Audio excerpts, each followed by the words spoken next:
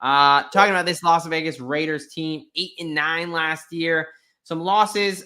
Jimmy G is gone. I think the clips are kind of floating around that Devontae Adams, we thought that was going to be a good pairing. Old college roommates, I think, definitely teammates. And Devontae Adams was pretty pissed because Jimmy G's kind of sucks. So he doesn't have Kyle Shanahan to kind of help shade his inadequacies there. Josh Jacobs is now in Green Bay. Hunter Renfrow, I have no idea where Hunter Renfrow is. He even picked up yet? Nope, he's still a free agent. Did you say him and Jimmy G were college roommates? Devontae Adams, yeah, Fresno State. I thought that was Derek Carr. Oh shit, you're right. Good call. Good Come call. on. Sorry, the whiskey is hitting folks. Got to work on your research skills. I know. Research. Come on. Who needs research? No, that's why you're here. You're here to make sure I don't say anything too stupid. So we're getting to that point in the show. Yes, I apologize. Jimmy G played at Eastern Illinois, I think, right? That's correct. That's Eastern correct. Illinois, not Fresno State. But you were correct. Hunter Renfrow has not been picked up. Austin Hooper's now in New England, I believe, right?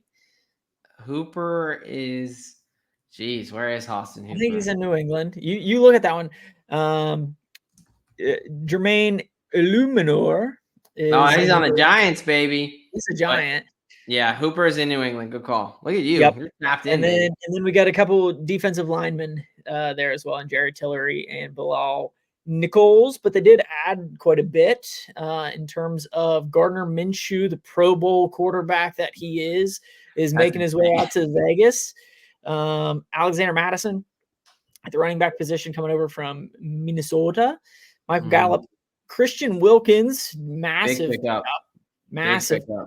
And then they brought in a couple pretty good draft picks in terms of Brock Bowers, which was somewhat of a surprise when it went back to. I'm surprised he fell that far. Yeah. But they also drafted a tight end a year prior in the first round, so they got a couple first round tight ends in that room.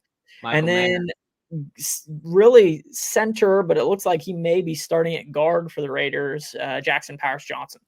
Yeah, Oregon guy there. I like what they've done in the offseason, man. Some of these takeaways. I think Christian Wilkins is one of the best defensive linemen. He's like a Dexter Lawrence type, a solid player that does not get nearly enough credit because he's not a flashy, sexy edge rusher. Exactly. He just wreaks havoc. He wakes a lot of the little plays that don't always show up at the stat sheet, but make you a better defense. Either that or he's taken on two teams, offensive linemen at the same time and freeing somebody else up. But exactly. I think, and him and Crosby now on the same line, and that Kuntz guy, I think he was a rookie last year, a younger player. He showed some promise. I like their D line off the bat. And they're skilled players now. You got Zamir White, who we're going to talk about. You got Tay Adams. You got Jacoby Myers. You got Brock Bowers. Not too bad on the skill positions now. And then really the big question, are we going Minshew Mania? Are we going AOC? Off the top here, if you were Antonio Pierce, shout out Antonio Pierce, great linebacker for my New York Football Giants, Super Bowl champion Antonio Pierce, even though he beat the brakes off of the Giants last year and tore Daniel Jones ACL. So what the fuck? Coach. But anyway, if you were Antonio Pierce or the head coach for the Las Vegas Raiders, are you rolling out there Minshew Mania? Or are you going back to Aiden O'Connell and AOC there? I think I have to go with Minshew. I think he's had at this point in his career, like he's been a starting quarterback or played that in that starting quarterback role for a couple seasons at this point, and I think he's proven that he can put up numbers. Like, yes, he's going to have those like 3 picks, 2 touchdown games kind of a thing. But then he's going to come out and completely flip it on its head and throw for, 350, 2 touchdowns and no picks the next week. So I think we saw enough of Aiden O'Connell going back to last year. Oh my gosh. I can't see any more of him. If I see any more of Aiden O'Connell, I might I love football, but I don't want to not watch any game, but that might be a game I have to just peek over, give me a little box score on that one, because holy shit, man, throwing for under 100 yards consistently. I mean, to their credit, they were winning, but yeah, I think in my case, man, it is Minshew all the way. Now, it's insane that he was a Pro Bowler last year. When you reminded me of that, I was like, "Are you?" Well, let me fact check you here. But he did come in after AR-15 went down and looked pretty good with the Colts. And I think he's got a decent situation. You don't have to have him do too much, right? No. All you got to do is throw to one of the best wide receivers in football, and Devontae Adams. You got Brock Bowers, who I hate to say it, probably the best tight end prospect to come out in quite a long time. I don't know what happened. I mean, I know 2 years ago or his freshman year, like everyone thought he was going to be a world beater, and he really was. Again, I'm a huge Florida Gators fan. I hated the guy because he just tore us up. I mean, I remember this one play where he just took it off of our linebacker's shoulder, essentially tipped it up and caught it for a 50-yard touchdown. I think it was Amani Burney there. He's just a stud player. Like, he already looks like he's a 40-year-old dad with his receding hairline, but don't be fooled. Brock Bowers is a dude. So I think Minshew gives them the best chance to win. We'll talk about I'm a little bullish on this team, as you can probably already tell. Let's talk about their one injury. I mean, another reason to kind of be excited right now is they don't have many injury concerns. You got one guy that I could find, and, I'm trying to look through last year's, look through anything that's happened in the offseason. It's just Michael Mayer right now, who's projected to be tight end 2, picked up a turf toe injury. It was just kind of, they called it a toe injury. They never really said what it was. He ended on the season on IR, but the team wasn't making the playoffs, and it was just kind of one of those things he tried to come back from. It was annoying, couldn't come back. It's really more of like a month to 2 month thing. He's got 8.5 months. Any concerns at all here? Nope, not at all. No, yeah. I think, it'll be interesting to see if they can get both Mayer and Bowers on the field at the same time. I think that 2 tight end set coming out of Las Vegas might be the best tight end tandem in the NFL. If Mayer takes a step forward, yeah, absolutely. I mean, it'll be right there. I think the Bills, Knox and Kincaid, and Kincaid is pretty solid as well. But again, probably at least top 3 in the NFL. Yeah. So it'll be interesting. Both of them are more pass catching tight ends, but if they can get them both on the field, I think that even improves, that skill position that we've been talking about with the Raiders. Yeah, I mean, look, if I was a Raiders fan, Gardner Minshew, Zamir White, Michael Mayer, Brock Bowers, Devonta Adams, and Jacoby Myers on the field at the same time, I would be excited about that, actually. With a pretty good defense, like I would be pretty excited about that as far as, how this team has looked in the past couple of years. So we'll talk about, let's go ahead and head over to the fantasy realm here. We talked about the AOC Gardner Minshew debate. Let's talk about some of these guys. Gardner Minshew there, basically free at quarterback 33, right? Yep. I think this is a guy in best ball who I've drafted before, where he's got one of the best wide receivers in the entire league. I think he's going to be the starter. We'll talk about this in a second. I think he's going to be the starter the whole season. But he's got the best wide receiver, one of the best wide receivers in the league. You got Brock Bowers. You got Jacoby Myers. Like, I think he could have some weeks where he puts up some nice numbers. Now, in a redraft kind of managed league situation, I don't think this is someone I'd be drafting because he's probably not making my lineups very too often unless this offense looks a little different than I think they're going to look. But what about Brock Bowers at tight end 12? Do you think that's a good spot for him? Too low, too high?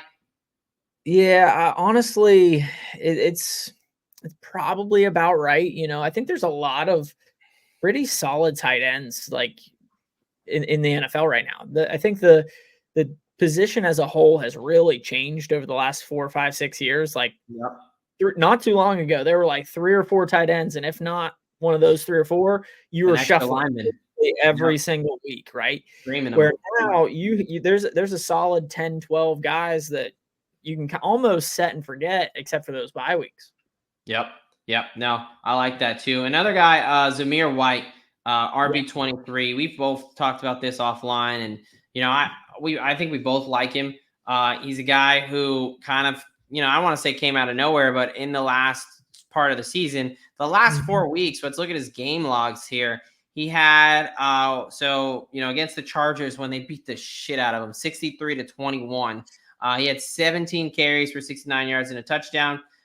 Then against Kansas City, where they beat Kansas City in Kansas City, 22 carries and 145 yards. Then against the Colts, 20 carries, 71 yards. And then against the Denver Broncos to finish out the year, 25 carries and 112 yards. I mean, that's, well, quick math, around 400 yards in the last 4 weeks. Yep. I think the guy has the potential to be a stud. And when you play at a program like University of Georgia, as much as it pains me to say, they have a solid running back committee rotation of guys. So a lot of those guys kind of get overshadowed, and they're really good prospects. They're really good players. And then they finally get an opportunity, and they tend to kind of break. And I think Zamir White I know he's a very polarizing guy in the fantasy realm, but he's someone that I am fully bought in on because I think they're going to run the rock. Whether it's Aiden O'Connell or Gardner Minshew, you should not have either of those guys throw more than 30 times a game. So I think they're going to play good defense and then run the ball. And I think Zamir White, really, Alexander Madison doesn't give me much of a scare. I was just going to say, with that being said, I mean, your RB2 in this offense is Alexander Madison. And we saw what he looked like as that premier guy last year up in Minnesota. And he wasn't there. Like he took a massive hit. You know, we thought he was going to be able to step in for Dalvin Cook. Wasn't even close, right? No. He was very inefficient. So I think exactly. I think you're on the right track with Zamir White, and we'll bring him back up here in a little bit to kind of prove that. Why don't you go into your best bets here for this? So Raiders 8-9 last year with a win total of just 6.5 this year. Juice to the over at -130, under +110. What are your best bets for this 2024 Las Vegas Raiders team? Yeah, so I do like the Raiders. You know, I think they're around where they were last year, maybe a little bit better. I think they're around that 500 mark. They're 8-9, 9-8. So I think there's a few position players that will take a step forward. One being Zamir White, and I think he's going to have more touches. He's going to have more opportunities, and I think he goes over 4.5 rushing touchdowns. And that's being listed at -110. I also really like Max Crosby. That dude is an absolute animal. On that defensive line. Yep. And, you know, going back to the start of this part of the pod, you bring in a massive piece in Christian Wilkins. It's just going to clog the middle up, and he's going to take on those double teams a lot of times. So I think that just frees up Max Crosby to do his thing even more. So I think Max Crosby has a really good shot having the most sacks in the NFL. And that's being listed at +600 right now. Nice. And then finally, I might as well go ahead and bring it up now because, like I said, I do like the Raiders. I don't like them quite as much as the defending champs, you know, but how I foresee this whole division, ending up is really Chiefs to win yet again. Okay. The Raiders to maybe take a little bit of a step forward, stay about where they are. Okay. You know, I think the Broncos and the Chargers are just kind of neck and neck towards the bottom of this division. And I think the Chargers do take a slight step forward. I think Denver takes a slight step back. So I actually have all 4 teams of the division in an exacta format. So I like the Chiefs finishing first, Raiders in second, Chargers third, Broncos fourth at +550. Okay. Yeah, bringing out the exacta boxes there, making me feel like we're back at the Derby. Right. No, that is. I mean, it's hard to argue with you there. I think, you know, would I potentially flip the Broncos and Chargers, like you said? I don't know, but yeah, I'm definitely aligned with you, and that'll bring me into one of mine here. Well, I'll talk about it when I talk about the Chiefs, but I am much in agreement with you there. So for me on this Raiders side of the ball, I am, you know, pretty optimistic on this team. First thing I'm going to say is I think Gardner Minshew is the week 1 starter at -135. Right now, he is the favorite over AOC, Aiden O'Connell there. I just think you went out and you got him. We saw what you gave Aiden O'Connell opportunity last year. You know, he had all the opportunity in the world. Again, I think he looked horrid. Even though they still won some games, I think he looked really bad. So give me Gardner Minshew, week 1 starter, -135. I think it's a steal. I also like Zamir White, like I talked about, giving his over 775.5 rushing yards at -115. I just think, you know, he had almost 400 yards in 4 weeks, right? I think he's going to be the guy. I think he's going to get the huge amount of volume. Antonio Pierce is going to run the rock. So I love that. And then another player prop here. We're going to go to the defensive side of the ball. Christian Wilkins over 4.75, so 4 3/4 sacks at -110. You talked about Max Crosby. I like both these dudes. You know, Crosby's numbers obviously a little bit higher, but I think they're going to free each other up. I think Kuntz on the other side. You know, Christian Wilkins had 9 sacks last year. He had Bradley Chubb and Jalen Phillips. Now he goes to Max Crosby and Kuntz there on the other side. I think that he's got the potential to easily get over this number, easily get around 6-7 sacks. So I will definitely be playing some of his props throughout the year, but I like him season long sacks there. And then my biggest one is Las Vegas Raiders to make the playoffs at +300. I do think they take a step forward. I think they get to 9 or 10 wins this year. They won 8 games last year with terrible, terrible quarterback play. You know, although I don't think Gardner Minshew is a Pro Bowler, he did make the Pro Bowl last year. He is a step up. And then you also add Brock Bowers, Christian Wilkins, the rookie out of Oregon there. And I think Zamir White is going to fill in just fine. So I'm pretty bullish on this team. And, I think it all comes down to that. Make the playoffs +300. Yeah. All right. Just going off of that, I think that's where we differ on this Raiders team just a little bit. Like, I looked at the Raiders to make the playoffs and I wanted to do it. The AFC is just stacked. Like there are so many teams in the AFC that I think they're on the cusp, but they need that one more. Yeah. What were the Steelers when they got in at 7 last year? What was their record last year? 10-7. 10-7. Yeah. See, that's why I think they're a 10. I think they're a 10-1 team. So I think they could get it. And at 3-1, I think I'm willing to take that action. They were 9-1 to win the division. I'm not that crazy about them, but I do think they can sneak in there.